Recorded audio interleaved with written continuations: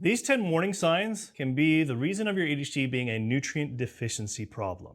The very first sign that I think is a really big one for amongst people with ADHD is if you've ever woken up in the middle of the night where your muscles twitching, having restless leg syndrome, or even just your muscles twitching throughout the day can be a big sign that this can be related to a big nutrient deficiency. And what this usually indicates is a vitamin B1 or a magnesium deficiency or other different electrolytes that can be inadequate. But the biggest thing to understand why it's related to your ADHD symptoms is vitamin B1 has a lot to do with energy production, whereas magnesium is thinking about, and also a lot of different electrolytes, is like a conductor and communication throughout the nervous system. It has to have those electrolytes in order for it to communicate. So when you're deficient in it, this is why you start seeing muscle twitching happening or restless leg syndrome. And when I see this deficiency and we start to supplement that and address that, a lot of times my patient's restless leg syndrome starts to dissipate, but also their ADHD symptoms starts to improve because that was a big culprit to their ADHD. The next big sign to look out for is if you have like cracked lips, or even like cold sores, like you get it consistently, this is a big warning sign of a nutrient deficiency that you're experiencing that's causing your ADHD symptoms to get worse. And this usually has to do with a lysine deficiency or even a possibility of a vitamin B2 deficiency. Now, lysine and vitamin B2 can contribute to like mood regulation as well as energy production. This for both mental and physical energy. Now, the third warning sign that you should be looking out for if you have been experiencing things like brittle nails or even like the edges of your nails where your skin starts to peel back, if you're starting to experience that, there's definitely a nutrient deficiency you're experiencing, and that deficiency is iron and copper. So any of these two things can be deficient, and why this is so important when it comes to ADHD is one, it has to do with oxygen. Oxygen is what's carried through our blood cells, and iron helps with building blood cells, and if that's deficient, guess what? It's not carrying oxygen nutrients to the brain and throughout the body, and that's why you could be mentally drained and fatigued and also not focused. But also both of these are important for dopamine synthesis, and that's really important when it comes to ADHD and getting focus and motivation. So if that's the reason, in fact, my very first patient I had in medical school with ADHD, it was because they had an iron deficiency problem. And once we fixed that, that solved all the problems that that kid was experiencing with their ADHD.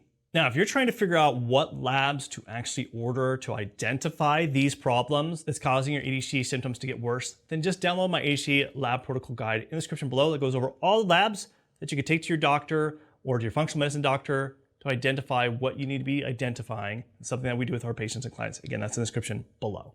Now, the next warning sign to look out for, number 4, has to do with skin rashes, or even where your body has a hard time healing quickly. Like if you get a cut on your skin and it takes a long time for it to heal, this can be a nutrient deficiency that's also related to your ADHD symptoms. Let me explain. Skin rashes, as well as your body having a hard time healing quickly after a cut, usually has to deal with a zinc deficiency or a vitamin C deficiency.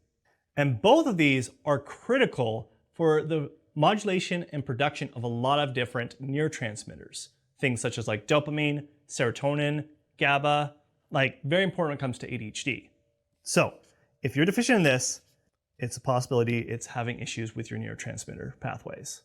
The next warning sign to look out for has to do with if you have brittle hair. So if your hair breaks very easily, generally this has to do with 2 different types of deficiencies that can be contributing to your ADHD symptoms, and that has to do with copper, which we've already talked about, as well as selenium.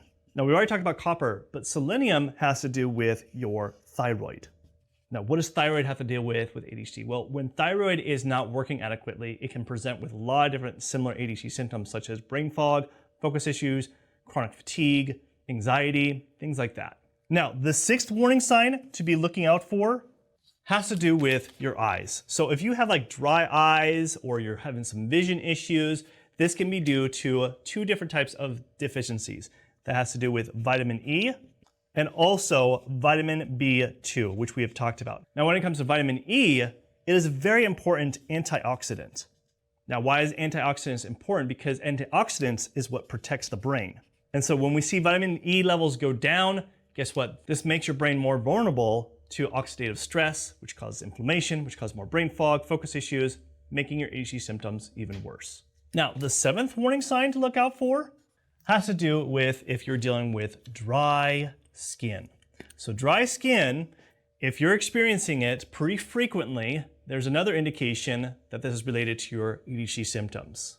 And this typically has to do with a deficiency in vitamin A.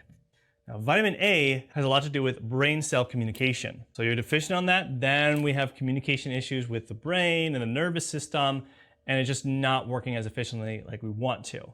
The 8th warning sign to be looking out for is a very common one amongst ADHD people, and it's something that I've experienced quite a bit over the years growing up, and that has to do with headaches. Headaches have to do with typically 3 big deficiencies that I see that's so common with people with ADHD and is so related to your neurotransmitters and energy production, and that has to do with a deficiency in magnesium, CoQ10, and vitamin B12. All 3 of these are really important when it comes to neurotransmitter modulation and production, but also for energy production, especially CoQ10 and vitamin B12. Now, like I said before, if you want to know the exact labs to order to identify all these different deficiencies you're experiencing, just download my ADHD Lab Protocol Guide in the description below. Now, the 9th warning sign is an unusual one that does happen from time to time for people, and it maybe is happening to you, and that has to do with a tongue that's inflamed. And so when your tongue is inflamed, a common vitamin that we typically have already talked about is vitamin B2 deficiency or folate. You can see how a lot of these connections have related to a lot of different B vitamins. And that's because it is a big problem with people with ADHD. And these B vitamins are important for a lot of different neurotransmitters, things like dopamine, serotonin, GABA. That is very important when it comes to cognitive performance. Now, the 10th sign to be looking out for is something that is very common amongst people with adults with ADHD, and this has to do with fatigue.